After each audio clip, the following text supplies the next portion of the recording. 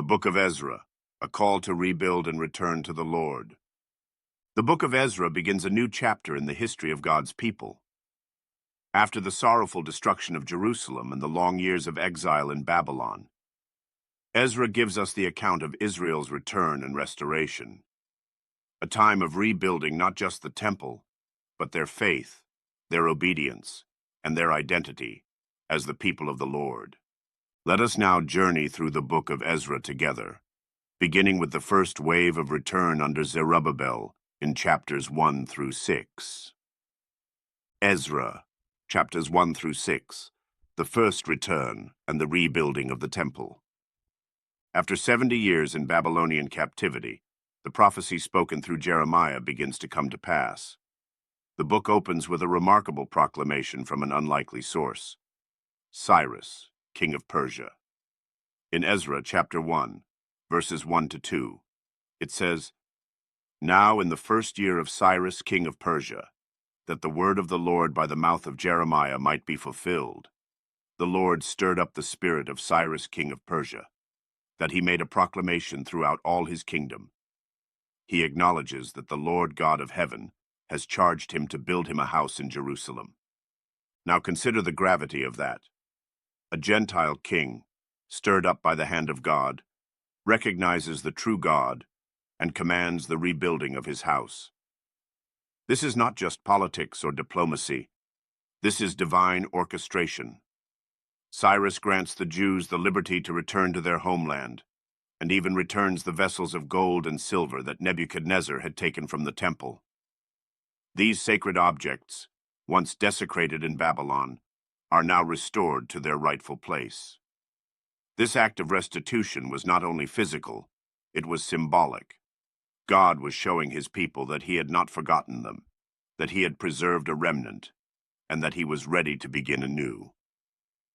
In Ezra chapter 2, we are given a detailed record of those who returned. Names, families, tribes, and numbers are all carefully listed. At first glance, some might skim over these genealogies, but we must not miss the importance.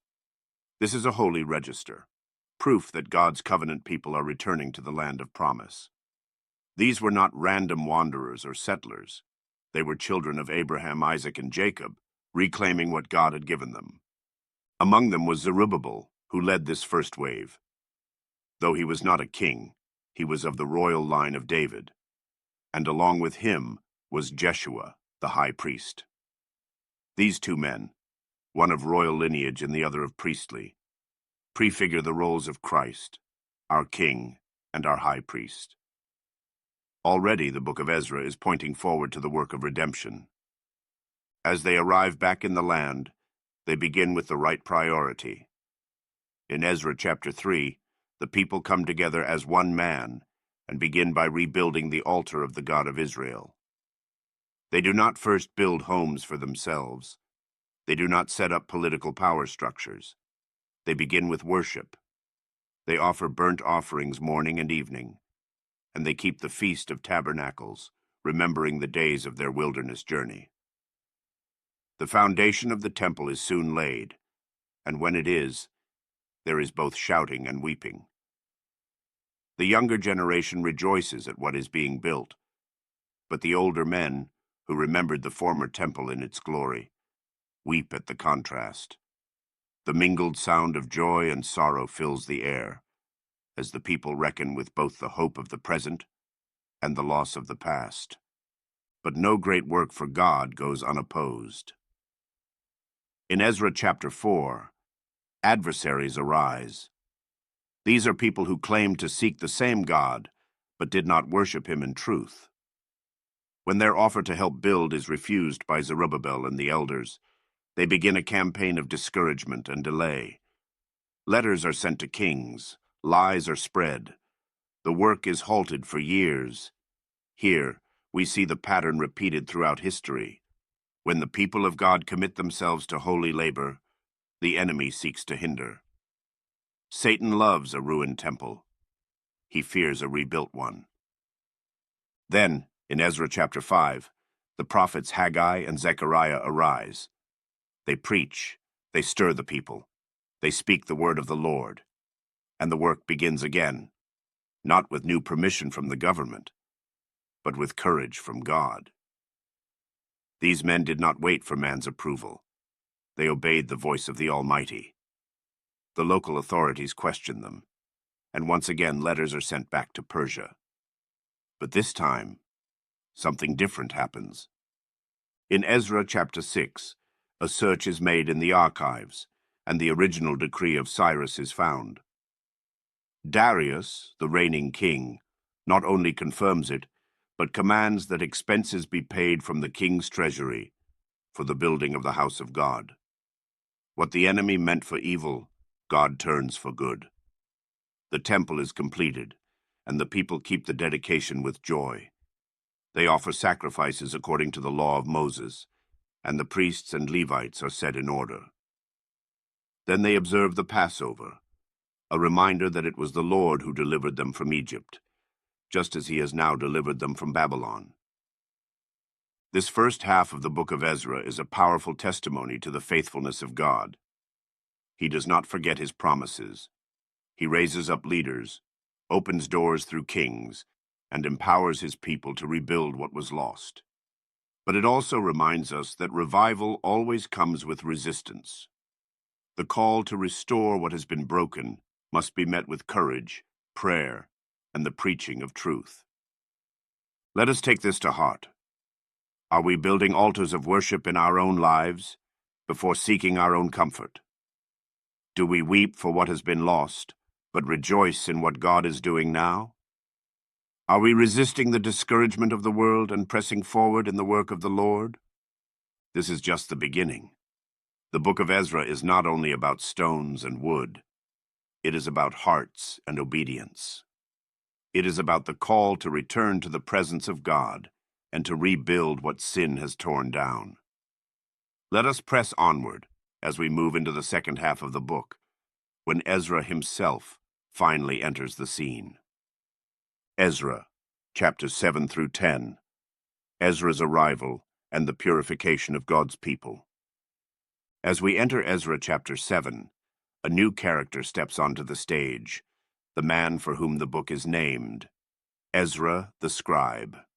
He is not a warrior or a builder like Zerubbabel, but he is a scholar, a man of God, and a priestly descendant of Aaron. Ezra chapter 7 verse 10 declares, "For Ezra had prepared his heart to seek the law of the Lord, and to do it, and to teach in Israel statutes and judgments." That verse alone sums up the spiritual strength of this man. He did not come to seek power, but to seek the law. He did not just seek to know it, but to do it. And more than that, he was committed to teach it. In that threefold pattern, study, obedience, instruction, we see the heart of true spiritual leadership. Ezra is granted favor by Artaxerxes, king of Persia. A letter is written granting Ezra authority to take whosoever would go up with him, to carry silver and gold for the house of the Lord, and to appoint magistrates and judges throughout the land. The king even commands that all the treasurers in the province should supply whatever Ezra requires for the temple up to a great sum. This is yet another moment of God moving in the hearts of Gentile kings to accomplish his divine will. And Ezra, recognizing the providence of God, blesses the Lord and is strengthened for the journey. In Ezra chapter 8, Ezra gathers those willing to return with him to Jerusalem. But one notable issue emerges. There are no Levites among them. This was a serious matter. The Levites had specific responsibilities in the service of the temple, and their absence showed a spiritual hesitation among that tribe. Ezra sends for them, and by God's grace, they respond. The journey ahead is long and dangerous, with many resources to carry and enemies along the way. But Ezra refuses to request an armed escort. Why? Because he had already told the king that the hand of our God is upon all them for good that seek him. Ezra 8:22. He would rather trust in God than compromise his testimony before a pagan king. So he proclaims a fast by the river Ahava, and they entreat the Lord for protection. That is a lesson for all of us. Sometimes the Lord will lead us to fast, not to change his will, but to align our hearts in faith with his will. Ezra and his company depart, and God answers their prayer. They arrive safely, and the silver and gold are accounted for. Offerings are made.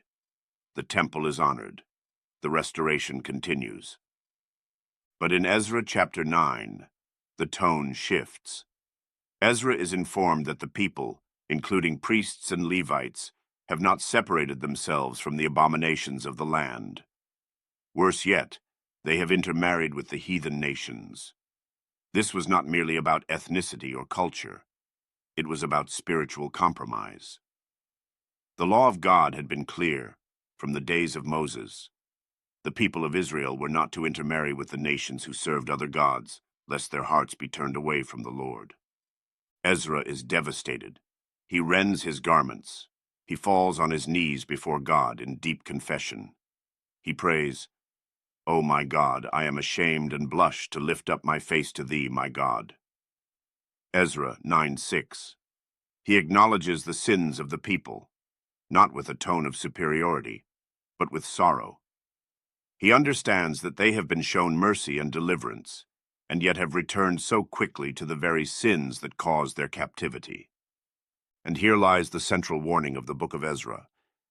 It is not enough to rebuild a temple of stone if the hearts of the people remain defiled. God is not interested in ritual without righteousness. The restoration must not be merely physical, it must be spiritual. Ezra chapter 10 brings this matter to a head. As Ezra weeps before the house of God, a great assembly gathers. One of the leaders, Shechaniah, speaks up with hope. "We have trespassed against our God. Yet now there is hope in Israel concerning this thing." He proposes that they make a covenant to put away the strange wives and their children, to separate themselves wholly unto God. This was not an easy decision. These were families, homes, and relationships. But the people understood that compromise with idolatry was not just a personal issue, it was a national covenant violation. The people agree, and Ezra sets up a tribunal to address the matter case by case. Over the course of months, they deal with the transgression. Names are listed. Repentance is shown. This is not cold legalism. It is the painful cost of holiness. The book ends not with fireworks or a grand finale, but with a quiet record of repentance. And that is fitting. Revival doesn't always look like celebration. Sometimes it looks like tears, confessions, and a turning away from sin. So what can we learn from the second half of Ezra? We learn that revival must be led by those who are prepared in the heart. Ezra's personal devotion shaped an entire generation. We learn that God will provide, protect, and stir hearts when the mission is according to his will. And we also learn that revival is not complete until sin is confronted, confessed, and cast off. The return from Babylon was only the beginning. The real work was not only laying the stones of the temple, but laying the law of God back into the hearts of his people. As the psalmist said, "If I regard iniquity in my heart, the Lord will not hear me." The glory of the temple would mean little if the people lived like the heathen. In a day when churches are built quickly but repentance is rare, the message of Ezra needs to be heard afresh. Let us rebuild with reverence. Let us not be content with appearances but press on for purity. Let us fast, weep, pray, and confess until our hearts are wholly the Lord's. Heavenly Father, we come before thee with reverence and humility, grateful for the example of Ezra, a man who prepared his heart to seek thy law, to do it, and to teach it. Lord, help us to walk in that same spirit. Let us not be content with outward forms, but may true repentance be found within us. Cleanse us from compromise. Teach us to fast, to pray, and to return wholly unto thee. Strengthen us, O God, for the work of rebuilding, both in our lives and in our churches, that we may be vessels of honor, sanctified and meet for the Master's use. In Jesus' name we pray. Amen. Brothers and sisters, if this message stirred something within you, I urge you, keep coming back. New sermons are released every weekend, one on Saturday morning, one in the evening, and again on Sunday morning and Sunday evening. Mark it down. Set time aside. Make it a habit to be fed by the Word of God. But before we finish, let me ask you all an important question. Do you know for sure that you're going to heaven? The Bible says that no one can be saved by their own works or good deeds, but only through faith in the Lord Jesus Christ. You need to be saved from the eternal punishment of hell, and the only way to do that is by trusting in Jesus Christ as your Savior. If you're unsure whether you're going to heaven, or if you're relying on anything other than Jesus for your salvation, I encourage you to listen closely. You can watch my 2 salvation messages. Joshua Graham teaches us how to go to heaven, long version, for a detailed explanation of the gospel, and Joshua Graham's quick salvation message, for a concise summary of how you can be saved today. Click the links below to watch them, and I promise you, today is the day of salvation.